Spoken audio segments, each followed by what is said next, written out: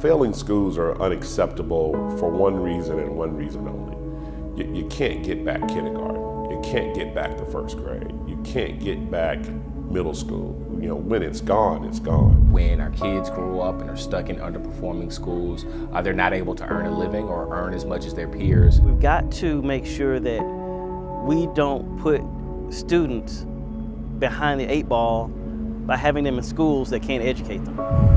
The fact that there are what people deem failing schools or low-performing schools, it's troubling, and we need to fix that.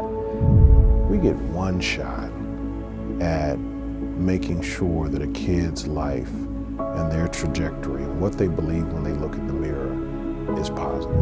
The hope associated with students seeing their circumstances and thinking beyond them, we've got to be responsible for being better stewards of those types of challenges. So being able to choose the quality of education that you're seeking as a parent is just as important as being able to wake your child up and send them to school. I think school choice is critically important to families and children who need a way out. They need a way out from that neighborhood school who's failing them. Book Atlanta seeks to ensure that every family, every child, every student knows all the options that are available to them when it comes to gaining an education in K through 12. Book Atlanta, in making a difference with communities thus far, has really provided a platform. It's a no judgment platform where parents can come to the table and access information. Parents can come to the table with their opinions as well, and also get paired up with resources and information that helps them make better choices regarding their schools and their neighborhoods. With organizations like Book, they actually stand in the gap to make sure that those that need it most have the information to make the right kind of decisions to empower themselves. And I think Book has done a really great job of being able to localize parents by way of workshops, by way of symposiums and summits to ensure that we are a well-informed community. They have done a wonderful job in advocating and lobbying for reforms that have brought about changes in our school system, particularly changes that will positively impact the lives of African American children.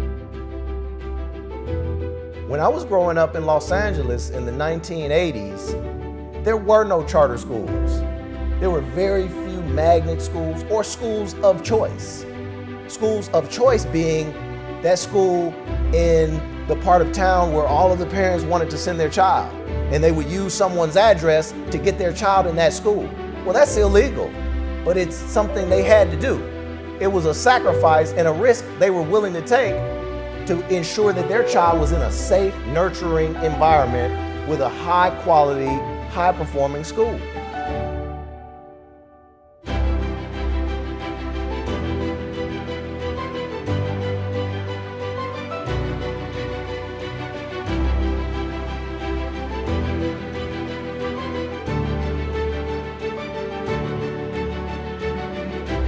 When there's a crisis, when there's urgency, when there's a parent who needs a solution for their child who's in school today, who's entering kindergarten in 2019, they need answers now. If you understand what getting a quality education means, you've given them a tool that no one can take away. If we can't carve out time to be a part of that movement, then I think you're really putting yourself in a position not to add to the human experience.